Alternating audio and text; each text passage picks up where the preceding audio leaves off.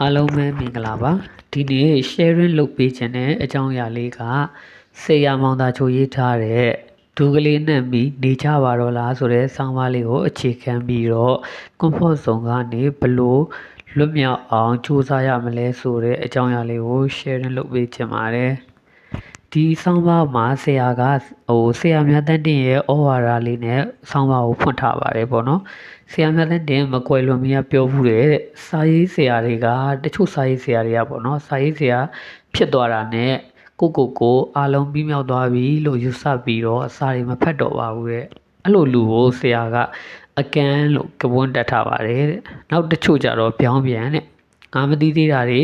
အများကြီးရှိသေးပါလားဆိုပြီးတော့တဲ့စာတွေကြီးပဲလှိမ့်ဖက်နေတာပါတဲ့မရေးဖြစ်တော့ပါဘူးတဲ့အဲ့ဒါကိုကြတော့တဲ့ဆရာအမြုံလို့အမည်ပေးထားပါတယ်တဲ့အကန်းနဲ့အမြုံလို့ဆရာကစောင်းပါလဲရေးခဲ့ပူးပါတယ်တဲ့အောင်မြင်တဲ့စာရေးဆရာတယောက်ဖြစ်ဖို့ဆိုရင်အဲ့ဒီအစွန်တရားနှစ်ပါးနဲ့လွတ်အောင်ရှောင်ပြီးတော့လှုပ်တဲ့နာတွေကိုပြည့်ဆက်ပြီးလုပ်ရမယ်လို့ဆရာကဆိုလိုထားတာပါတဲ့နောက်တစ်ခုကအဆိုတော်ကြီးဒေါ်မအေးပေါ့နော်ဒေါ်မအေးကိုတဲ့အင်တာဗျူးလုပ်တဲ့အခါမှာအင်တာဗျူးလုပ်တာကဆရာနေဝန်းမြင့်မန္တလေးကစာရေးဆရာနေဝန်းမြင့်မှာတဲ့ဆရာနေဝန်းမြင့်ကအဆိုတော်ကြီးဒေါ်မအေးကိုတဲ့အင်တာဗျူးတဲ့ဒေါ်မအေးကိုအင်တာဗျူးတာပေါ့နော်ဘယ်လိုတုံးဆိုတော့တဲ့တချင်းနေနားထောင်သေးလားတဲ့သူဒေါ်မအေးကအောင်မြင်တဲ့အဆိုတော်ဆိုတော့တခြားတချင်းတွေကိုရောနားထောင်ပြလားလို့မေးတာပါတဲ့အဲ့ဒီမှာအဆိုတော်ဒေါ်မအေးပြန်ဖြေတာကတဲ့တကယ်ကိုအရေးကြီးဆုံးဘယ်လိုပဲမျှချက်ပမာပေါ့နော်စဝိုင်းရဲ့အ level တက်တဲ့မှာစိုက်ဝင်နေတဲ့မျှချက်ပမာတကယ်ကိုအရှိုက်ထိပါတယ်တဲ့ဘာလဲဆိုတော့ကိုနေဝင်းမြင့်ရဲ့ထမင်းရောက်တဲ့လူလဲထမင်းစားမှာပေါ့တဲ့အဲ့လိုမျိုးပေါ့နော်အဆိုတော်ဒေါ်မအေးကအဲ့လိုပြန်ဖြေတာပါတဲ့ဆရာကလည်းတပည့်လို့ရတဲ့အလဲဆိုတာရှိပါတယ်ရုပ်ရှင်တရုပ်ဆောင်တွေကလည်းရုပ်ရှင်ကြည့်ရတဲ့အလဲဆိုတာရှိရမှာပဲတဲ့တချင်းဆိုတဲ့သူကလည်းတချင်းနားထောင်တဲ့အလဲရှိရမှာပဲတမားတော်ကြီးတွေလည်းကုသမှုခံယူရတဲ့အလဲဆိုတာရှိသမြဲပါပဲတဲ့ဒီအကြောင်းအရာလေးနဲ့ပတ်သက်ပြီးတော့အဆိုတော်ဆိုပြီးတော့ကိုတချင်းကလွယ်ပြီးတခြားဘသူရဲ့တချင်းမှာတချင်းတွေတိတ်မတီးတဲ့သူတွေလည်းရှိတယ်လေအခုလုပ်နေတဲ့အစီအစဉ်လေးတွေဆိုရင် line ပေါ်မှာတွေ့တယ်မလားတချင်းရဲ့ကော်လေးတွေပေါ့နော်အဲ့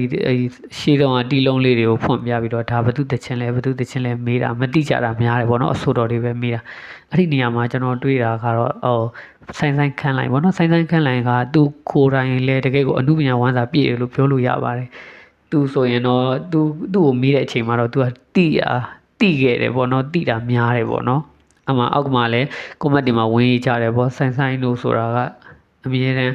အမှုပညာဝမ်းသာဖြည့်နေတဲ့သူပြည့်နေတဲ့သူပေါ့တိတာပါတယ်ဆိုပြီးတော့အဲ့လိုလေးရှိပါတယ်နောက်တစ်ခုဆရာမောင်သားချိုဆက်ပြီးရေးထားတာကဆရာကြီးဘယ်လိုဆိုင်းဆရာပေါ့နော်စိန်မေတာရဲ့အကြောင်းလေးစိန်မေတာတဲ့သူတီးရမယ်ပွဲမရှိတဲ့နေ့တွေဆိုရင်တဲ့သူ့ရဲ့ပတ်ဝိုင်းကလေးတွေကိုဝင်ပြီးတော့အမြဲတမ်းစိုင်းတီးလေးကျင့်ပါတယ်တဲ့စိန်မေတာဆိုတာကတီးတဲ့အတိုင်းပဲပေါ့နော်တကယ်ကိုကန်နဝန်းစိုင်းတရားကြီးသူ့လက်ထက်မှာတကယ်ကိုအောင်မြင်ဆုံးအကျော်ကြားဆုံးစိုင်းတရားကြီးဒါတောင်မှပဲသူကအောင်မြင်တဲ့စိုင်းဆရာကြီးငါဆရာကြီးပဲဆိုပြီးတော့သူ့ရဲ့ပညာလေ့လာမှုကိုရက်တက်မသွားဘူးတဲ့သူပွဲလိုက်မလိုက်ရတဲ့နေ့တွေဆိုရင်သူ့ရဲ့ပတ်ဝိုင်းလေးတွေဝင်ပြီးတော့တဲ့စိုင်းတီအမြဲတမ်းလေ့ကျင့်နေတာပါတဲ့အဲ့ဒီအခါမှာဘေးကလူတွေကသူ့ကိုဆရာဆိုင်းဆရာကိုမေးတယ်ပေါ့နော်စင်ပေးတာကိုဆရာကဘယ်သူဆိုင်ဘယ်ဆိုင်ဆရာကိုပြိုင်မလို့တော့လို့မေးတော့ကြရင်တဲ့ဆရာစင်ပေးတာပြန်ပြောတယ်တဲ့ကိုပြန်ပြီးတော့ပြိုင်နေတာတဲ့မနေ့ကစင်ပေးတာတဲ့ဒီနေ့စင်ပေးတာပို့ပြီးတော့ကောင်းရမယ်ဆိုပြီးပြိုင်နေတာတဲ့အဲ့လိုပြန်ဖြေတာပါတဲ့နော်comfort zone အခုအဓိကဒီဆောင်းပါးမှာဆရာပြောချင်တာ comfort zone ဆိုတဲ့အကြောင်းအရာလေးနော် comfort zone ဆိုတာကမြန်မာလူဆိုရင်တက်တာလေးနေတာကိုပြောတာဆိုရင်တော့ကလည်းမရှိဘူးဖိအားလည်းမရှိဘူးကိုယ်နဲ့ရင်းနှီးတဲ့အကျွမ်းဝင်တဲ့နေရထိုင်ရတက်တောင့်တက်တာရှိတဲ့စိတ်အခြေအနေမှာအေးလူလေးနေတာကိုပြောတာပါတဲ့ဆရာဝန်ဖြစ်ပြီးတာနဲ့တခြားဘယ်စေးသူတွေတနာစာတမ်းမှာလည်းမဖတ်တော့တဲ့ဆရာဝန်ဆိုပြီးတော့ဆရာမောင်သာတို့ကတော့ဥပမာcomfort zone အကြောင်းဥပမာပေးပြီးတော့ရေးဘူးတယ်ပေါ့နော်comfort zone ဆိုတာတဲ့အဲ့လိုကြီးနက်နဲ့ရက်တန့်သွားတာကို comfort zone ဆိုပြီးတော့ဆိုလိုတာပါတဲ့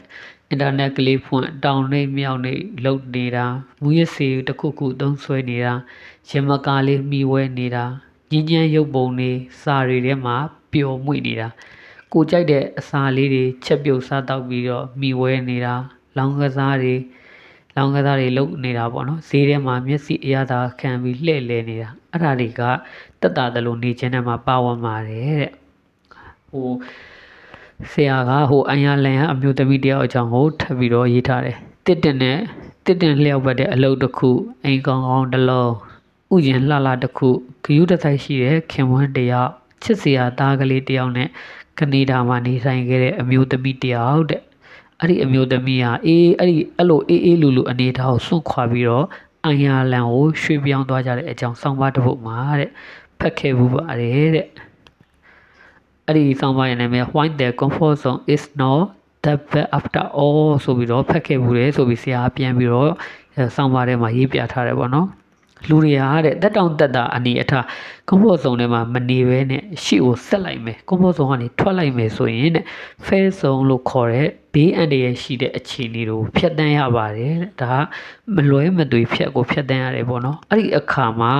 အဲ့ဒီ fair zone ကိုကြော်ဖြတ်နိုင်ဖို့အတွက် landing zone လို့ခေါ်တဲ့စီးပူးလေ့လာတဲ့အခြေအနေတွေကိုဖျက်ကျော်ရပါသေးတယ်တဲ့အဲ့လို landing zone ကိုဖျက်ကျော်နိုင်မှ growth zone လို့ခေါ်တဲ့တိုးတက်တဲ့အနေအထားကိုရောက်သွားတာပါတဲ့ဆရာကတင်းငယ်လေးတွေရဲ့ဥပမာကိုလည်းဆက်ပြီးပြောထားပါသေးတယ်တင်းငယ်တွေပေါ့နော်ကြောက်တောင်ပေါ်ကြီးကနေအောက်ကိုခုံချလိုက်တာဟာ comfort zone ကနေ fair zone ကိုဆင်းသက်လိုက်ခြင်းပဲဖြစ်ပါတယ်လေထဲမှာဘလို့လေဟုန်စီးရပါမလဲဆိုပြီးတော့စူးစမ်းနေတာကlanding zone မှာတဲ့အဲ့ဒီနောက်လိုသလိုဝဲပြန်ဆင့်တက်ထိုးစိတ်ကုတ်ဆွဲသူ့ရဲ့အစာတွေကိုထိုးစိတ်တဲ့ကုတ်ဆွဲတယ်အဲ့ဒါတွေလုံနိုင်သွားပြီးအစာကိုရှာနိုင်သွားတာကသူ့ရဲ့တိုးတက်အောင်မြင်တဲ့ growth zone ကိုရောက်သွားခြင်းဖြစ်ပါတယ်တဲ့တခြားမြင်သာတဲ့ဥပမာကလေးပေးရမယ်ဆိုရင်ကျွန်တော်တို့ဗုဒ္ဓဘာသာဝင်တွေအတွက်ပေါ့နော်ဒီတိဋ္ဌထမင်းသားကိုလူတိုင်းသိပါတယ်ဖရာအလောင်းတိဋ္ဌထမင်းသားအဲ့ဒီတိဋ္ဌထမင်းသားအဖြစ်မှာနန်းသုံးဆောင်နဲ့အချွေအရန်နေနဲ့တကယ်ကိုအစင်တဲ့အနေထားနဲ့နေရတဲ့နန်းရိပ်မှာစံမြရတဲ့ကာလာကွန်ဖော့ဇုံမှာနေခြင်းဖြစ်ပါတယ်တစ္ဆာလေးပါးရှာဖို့အတွက်မြင်းစီးပြီးထွက်မယ်လို့ဆုံးဖြတ်လိုက်တာဖဲဆောင်ဝင်ဖို့ပြင်ဆင်လိုက်ခြင်းပဲဖြစ်ပါတယ်ဥရုဝေလာတော်မှာနော်တပါးတဲ့တကယ်ကိုအစာငတ်ခံရင်ငတ်ခံပြီးတော့ခန္ဓာကိုယ်တွေပိန်လီနေအောင်လုံးလဝရိယတွေစိုက်ပြီးတော့တကယ်ကိုခက်ခဲတဲ့ဒုက္ခရစရိယာဆိုတဲ့ကျင့်စဉ်တွေကိုကျင့်နာဒုက္ခရစရိယာကျင့်စဉ်ကနေလမ်းမှန်ပေါ်ရောက်ဖို့မဇ္ဈိမပရိပရာလမ်းစဉ်ကိုကူပြောင်းစဉ်ကာလတွေမဟာဗောဓိပင်အောက်မှာပေါ့အာနာပါနကမ္မထံကိုစီးပြန်တဲ့ကာလတွေအဲ့ဒါတွေကိုဆရာကလမ်းင်းစုံလို့ခေါ်တယ်ပေါ့နော်လမ်းင်းစုံကိုဖြတ်တန်းနေတဲ့ကာလတွေလို့ပြောလို့ရပါတယ်ဖះအဖြစ်ကိုရောက်ရှိတာကတော့တကယ်ကိုသူ့ရဲ့ဖះလောင်းရဲ့ရည်မှန်းထားတဲ့နောက်ဆုံးမှန်းနိုင်ဖြစ်တဲ့ growth zone ပေါ့တိုးတက်တဲ့ zone ကိုရောက်ရှိသွားခြင်းပဲဖြစ်ပါတယ်တဲ့ဆရာရဲ့ဒီဆောင်းပါးရဲ့နောက်ဆုံးအချုပ်ပေါ့နော်အတိကပြောချင်တဲ့အကြောင်းအရာလေးကိုဆရာကပြောထားပြီးတော့ဆောင်းပါးကိုအဆုံးသတ်ထားပါတယ်အဲ့ဒါကcomfort zone မှာနေတာတဲ့လူအတွက်တက်တာပါတယ်တဲ့ရောင်းရဲထက်ရင်ပျော်စရာတွေကြီးပါပဲတဲ့ဘာကြောင့်များစာတွေကိုအပန်းတကြီးဖက်ရှုတဲ့ပုံမျိုးနဲ့ဆက်လက်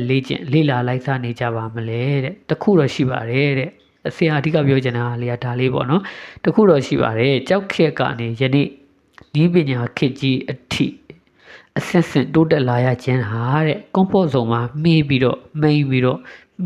ဒုကလေးနှံ့ကမနေနိုင်တဲ့လူသားတွေရဲ့ကြိုးပမ်းမှုကြောင့်သာဖြစ်တယ်ဆိုတဲ့အချက်ပင်ဖြစ်ပါတယ်တဲ့ဆရာကဒါလေးပြောပြီးတော့ဆောင်းပါးကိုအဆုံးသတ်ထားပါတယ်